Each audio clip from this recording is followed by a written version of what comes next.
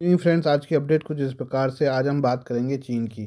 चीन ने वेनेजुएला पर अमेरिकी हमले और राष्ट्रपति निकोलस मादुरो की गिरफ्तारी पर बड़ा बयान दिया है। चीन की विदेश मंत्रालय ने कहा है कि अमेरिका को वेनेजुएला के नेता निकोलस मादुरो और उनकी पत्नी को तत्काल रिहा करना चाहिए और बातचीत के जरिए स्थिति को सुलझाना चाहिए। मंत्रालय ने अपनी वेबसाइट पर रविवार 4 जनवरी को जारी बयान में कहा कि अमेरिका को मादुरो और उनकी पत्नी सिलियो फ्लोरेस की सुरक्षा भी सुनिश्चित करनी चाहिए। इसमें कहा गया है कि उनका जबरन देश निकाला अंतर्राष्ट्रीय कानून और नियमों का उल्लंघन है। बयान में चीन ने निकोलस मादुरो और उनकी पत्नी पर अमेरिका के जबरन नियंत्रण और उन्हें देश से बाहर ले जाने पर गहरी चिंता जताई है। चीनी विदेश मंत्रालय के प्रवक्ता ने कहा कि चीन अमेरिका से राष्ट्रपति मादुरो और उनकी पत्नी की पर्सनल सुरक्षा सुनिश्चित करने, उन्हें तुरंत रिहा करने, वेनेजुएला की सरकार को कमजोर करना बंद करने और बातचीत और मूलभाव से इस मुद्दे को हल करने की अपील करता है। अमेरिकी राष्ट्रपति डोनाल्ड ट्रंप ने 3 जनवरी को घोषणा की थी कि अमेरिका ने वेनेजुएला पर बड़े पैमाने पर हमला किया है, जिसमें देश के राष्ट्रपति निकोलस मादुरो और उनकी पत्नी सिलिया फ्लोरेस को पकड़ लिया गया है। ट्रंप ने बाद में मादुरो की एक तस्वीर पोस्ट की और बताया कि उन्होंने अमेरिकी युद्धपोत आईवो जीमा यूएसएस पर अमेरिका लाया जा रहा है। शनिवार देर शाम अमेरिकी अधिकारी मादुरो को लेकर न्यूयॉर्क पहुंचे, जहां उन्हें डीईए की हिरासत में रखा गया है। वेनेजुएला पर अमेरिकी सैन्य कार्रवाई से अंतर्राष्ट्रीय स्तर पर व्यापक प्रतिक्रिया हुई है। रूस, ईरान और चीन समेत कई देशों ने इसकी कड़ी निंदा की है। विदेश मंत्रालय से जारी एक बयान के अनुसार चीन ने कहा कि वह एक संप्रभु देश के खिलाफ अमेरिका की ताकत के इस्तेमाल और उसके राष्ट्रपति के खिलाफ की गई कार्रवाई से बहुत हैरान है और इसकी कड़ी निंदा करता है। आइए बात करें बांग्लादेश की। बांग्लादेश नेशनल पार्टी ने भारत के विदेश मंत्री एस जयशंकर का बेगम खालिदा जिया के निधन पर संवेदना व्यक्त करने के लिए धन्यवाद दिया है। जयशंकर ने 31 दिसंबर को ढाका का दौरा किया था।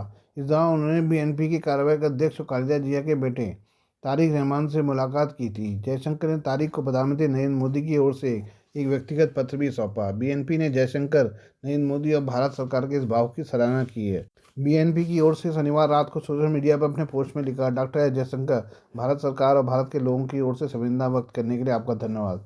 हम आपके संदेश और सद्भावना की सराहना करते हैं। पार्टी ने एस जयशंकर और तारिक रहमान की तस्वीर भी शेयर की है। इसमें जयशंकर तारिक को संवेदना पत्र देते हुए दुख का इजहार कर रहे हैं। जयशंकर की ढाका यात्रा बीएनपी की ओर से आए मैसेज दोनों देशों के रिश्ते के लिहाज से अहम है। भारत और बांग्लादेश के रिश्ते अगर 2024 से तनावपूर्ण चल रहे हैं। शेख हसीना की सरकार गिरने के बाद ढाके में आई मोहम्मद यूनूस की सरकार का रुख भारत के लिए काफ़ी सख्त रहा है।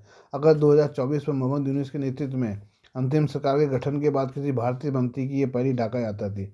इस यात्रा ने दोनों देशों के बीच संबंधों में आई खटास को दूर करने की कोशिश की तरह देखा गया है। जयशंकर की ढाका यात्रा इसलिए भी अहम है क्योंकि बीएनपी को आगामी चुनाव में सबसे आगे माना जा रहा है। खालिदा जिया की लंबी बीमारी के बाद 30 दिसंबर को मौत हो गई थी।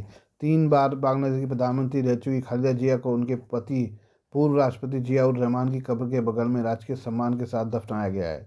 जयशंकर ने खालिदा जिया को याद करते हुए कहा कि भारत उनके योगदान को अहमियत देता है। करें अमेरिका की। अमेरिका ने वेनेजुएला के राष्ट्रपति निकोलस मादुरो और उनकी पत्नी सिलिया फ्लोरेस को पकड़कर दुनिया में तहलका मचा दिया है। अमेरिका ने मादुरो पर नार्को टेररिज्म फैलाने, कोकीन की तस्करी, मशीन गन और विनाशकारी उपकरणों के जरिए अमेरिका के खिलाफ साजिश रचने के आरोप लगाए हैं। हालांकि ये पहला मौका नहीं है जब अमेरिका ने किसी देश के प्रमुख को सैन्य कार्रवाई के दौरान पकड़ा है। इससे पहले 3 देशों में अमेरिका ने ऐसी ही सैन्य कार्रवाई कर वहां के राष्ट्राध्यक्षों को पकड़ा था। जाने उनके बारे में। Manuel Noriega.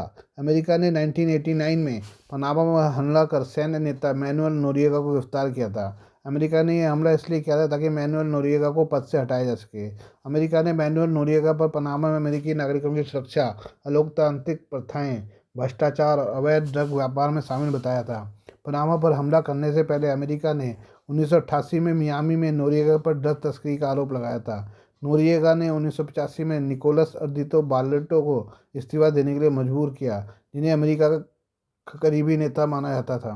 उन्होंने 1989 में पनामा में आम चुनाव को भी रद्द कर दिया था और अमेरिकी विरोधी भावना का समर्थन किया था। पनामा पर अमेरिकी हमला उस समय वियतनाम युद्ध के बाद अमेरिका का सबसे बड़ा सैन्य अभियान था। अमेरिका ने पनामा में सैन्य अभियान के लिए कई तरह के आरोप लगाए थे। तब अमेरिका ने नोरिएगा पर ड्रग तस्करी में शामिल होने का और उन्हें गिरफ्तार कर पनामा के लोगों की स्थिति में सुधार करने जैसे तर्क दिए थे। यह सब तब शुरू हुआ जब मैनुअल नोरिएगा ने पनामा में अमेरिकी नीतियों को लागू करने से इनकार कर दिया।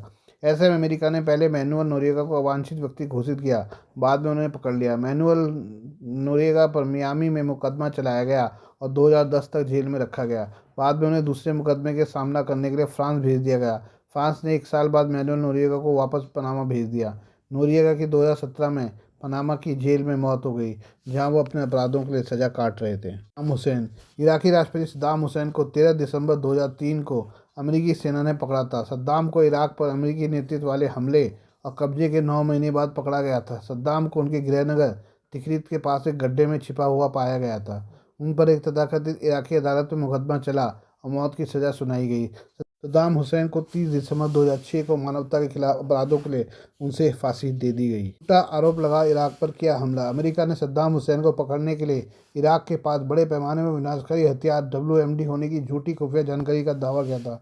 हालांकि इराक में कभी कोई बड़े पैमाने पर विनाशकारी हथियार नहीं मिला। इसके बाद अमेरिका ने गठबंधन सेनाओं के साथ इराक पर हमला किया। हालांकि बहुत कम लोगों को पता होगा कि कभी सद्दाम हुसैन अमेरिका के सबसे करीबी नेता हुआ करते थे। उन्होंने 1980 के इराक ईरान युद्ध के दौरान अमेरिका की बड़ी मदद की थी। बाद में अमेरिका ने 2003 के युद्ध के दौरान बिना किसी आधार के यह भी दावा किया था कि सद्दाम हुसैन अलकायदा जैसे आतंकी समूह का समर्थन करते हैं। जुआन ऑर्लैंडो हर्नांडेज। अमेरिका ने फरवरी 2022 में होंडुरस में एक सैन्य ऑपरेशन के दौरान जुआन ऑर्लैंडो हर्नांडेज को पकड़ा था। गिरफ्तारी ठीक पहले जुआन ऑर्लैंडो हर्नांडेज होंडुरस के राष्ट्रपति पद से चंद दिनों पहले ही रिटायर हुए थे। उन्हें अमेरिकी सेना ने होंडुरस सेना के साथ एक सैन्य ऑपरेशन के दौरान गिरफ्तार किया था। अप्रैल 2022 में उन्हें भ्रष्टाचार, अवैध ड्रग व्यापार में कथित संलिप्तता के आरोपों में अमेरिकी प्रत्यार्पित किया गया था। उसी साल जून में उन्हें 45 साल की जेल की सजा सुनाई गई।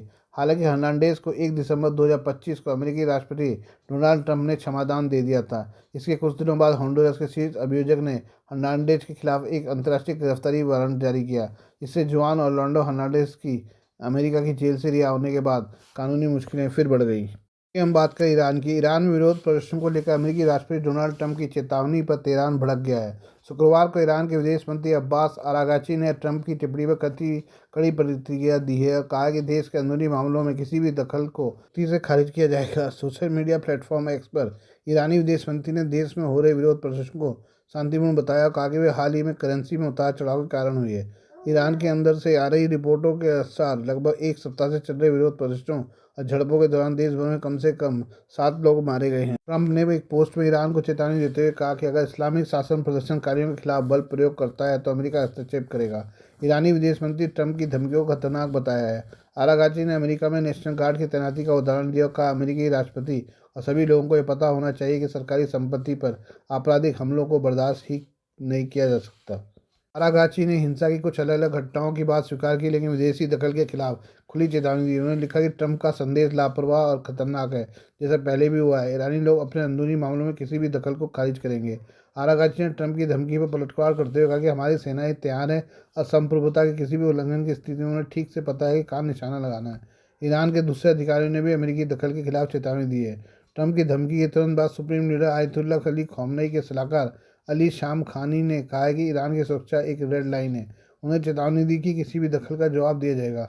ईरानी अधिकारियों ने अमेरिका और इसराइल पर शांति भड़काने का आरोप लगाया और चेतावनी दी कि विदेशी दखल से पूरे क्षेत्र में अस्थिरता फैलेगी।